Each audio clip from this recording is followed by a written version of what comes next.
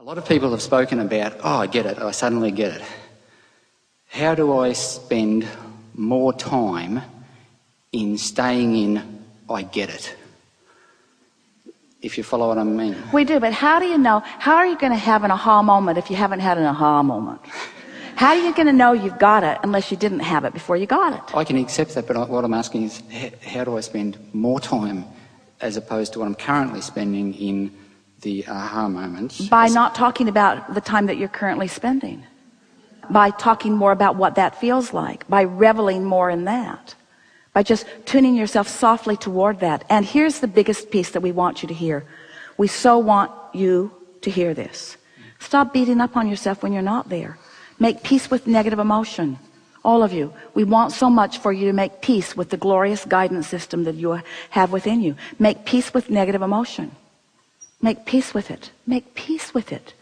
You could not know a level of pain if it were not for a level of desire. Jerry said that to Esther. She talks to him nearly every morning. She talks to him all day, but she was specifically talking, reaching for some relief from her discomfort right after he made his transition. And he said something so powerful to her. He said, you could not feel this level of despair if it were not for the powerful love that you feel for me.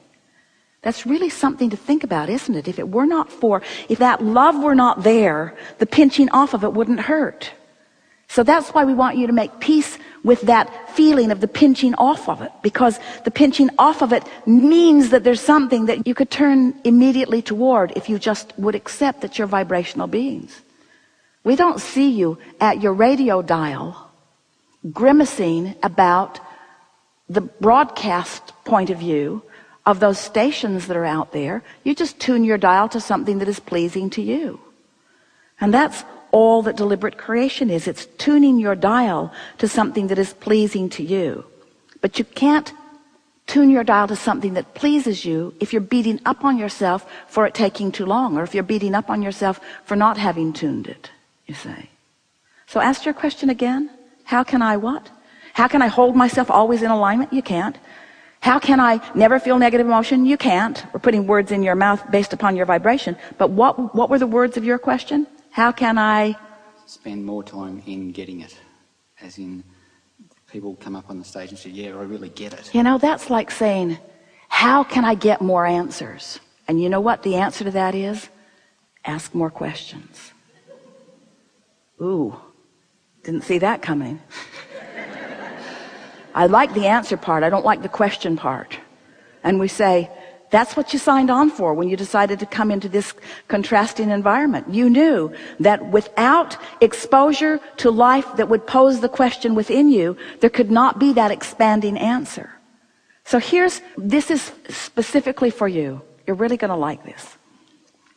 And if you don't, we like it enough for both of us. So here you are. You were source energy. Part of you came into this body, splat, here you are. And you're exploring the variety. And you're knowing what you don't want, seeing plenty of it, which causes you to know what you do want, seeing plenty of that too. So you're launching these rockets. And you knew what you didn't want, which caused you to launch a rocket. But this rocket of what you do want, it's not very vivid for you because it just burst out of this contrasting experience. And it's not your habit of thought. This is. Knowing what you don't want in this example is more your habit of thought. So this rocket came, but it's a freak. It was born out of the contrast. And as you launched it, we saw it coming. We rode it immediately and became vibrationally part of it and held the frequency of it for you, for when you catch up with it.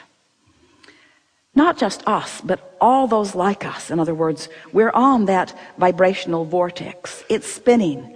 And immediately the cooperative components, because of law of attraction, began to come to it. And so the momentum got really going good. In fact, it got going so good that you couldn't stick with it. Not for very long. You launched it, but you haven't practiced it. So what are you left with? Oh, you gave birth to it, but you're not a vibrational match to it. So where does that leave you? It leaves you in emotional awareness of your separation from it. Well, big deal, Abraham. That's not too satisfying. So you're telling me I launched a desire and all I know now is that I'm not a match to the desire? Pretty much. But that's worth knowing everything, because if you know you launched it, if you know it's yours, if you know source energy is focused upon it, if you know source energy is holding the signal of it, then even though you're not a vibrational match to it right now, that doesn't matter, because you have plenty of time. It's not going anywhere. You now know that you've launched the rocket. And so now you say, all right, I'll focus upon the fact that it does exist, even though it hasn't evidenced itself. I'll accept that it's in my vortex, even though my point of attraction hasn't allowed me to realize it yet. I'll accept that I've done step 1 and that you're doing step 2, and I'll look forward to step 3. I'll accept all of that. I'm feeling a little better about it just thinking about that. Feeling better about not having the manifestation of it. In fact, maybe even feeling a little eager about it.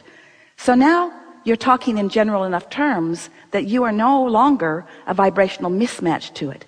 You are, in general terms, matching it because you believe in law of attraction. You believe in your own worthiness. You believe in being human and launching the desire. And so now you somehow, some way, work yourself into vibrational alignment with it. In other words, you just stop doing the stuff that you've been doing that kept you from being there. You started focusing on laws and processes instead of evidence that was pointing out when you weren't doing it. You started focusing upon the laws and the processes that meant that maybe you could do it. And all of a sudden, you click into place with it. You close the gap. You don't know really how you did it. You just monkeyed around with it until you managed it. But you came into alignment with it. And when you did, you felt relief. You felt relief as you released the resistance. And now you are a perfect vibrational match to your desire. Your grid and your desire equal one another. And now it cannot be any other way. It must reveal itself to you in full manifested form. And it does. And you say yes for a minute.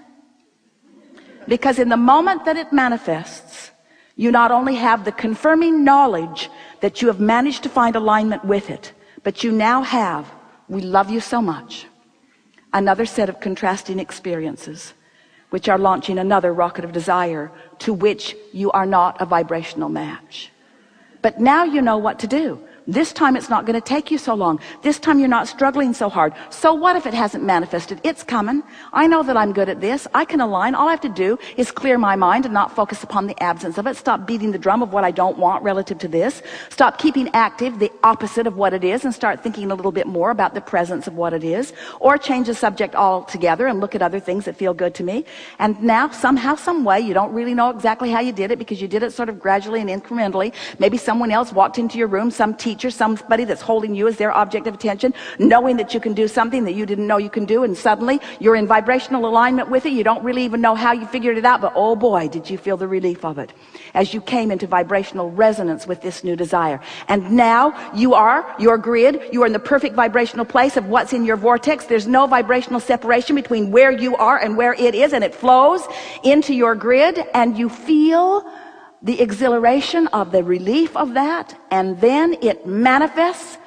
And this time you say, I did that, I did that, I did that, I did that, and you're so happy for about that long.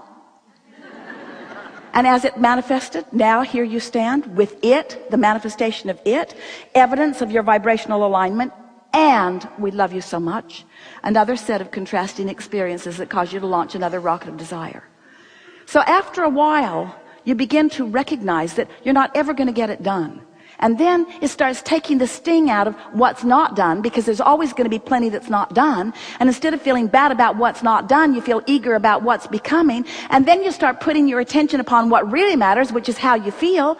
And then you start looking for relief. You start letting your cork float. You start deliberately raising your vibration. You start looking for reasons to feel good, making lists of positive aspects, going to the places that make you feel good, giving yourself the right, giving yourself permission to do more things that are fun and less things that are hard, more things that feel good and fewer things that are assigned to you by others who are trying to get you to prove your worthiness. And so you just keep finding yourself in alignment, and then blessed with the manifestation of your desire, and then alignment, and then blessed with the manifestation of your desire, until before you know it, you don't ask the question, how can I be there more of the time? You just acknowledge, hey, I'm there mostly. And every now and again, I get this fantastic piece of negative emotion that lets me know that I have some big expansion that I'm ready to come into vibrational alignment with. And then you begin managing your gap.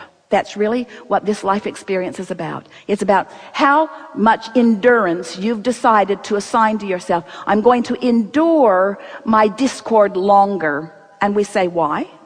And you say, because it makes me popular among other humans. They seem to like my suffering. And we say, if we were standing in your physical shoes, we'd suffer if we couldn't figure out how to do anything otherwise. But we'd be figuring out pretty quick how to relieve ourselves of the suffering of our own negative attention toward things that are a vibrational mismatch to the whole that we have become. You are the creators of your reality, and you came forth into these magnificent bodies with clear intent. And you knew that you would be exploring the contrast, and you knew that the contrast would inspire you to new heights.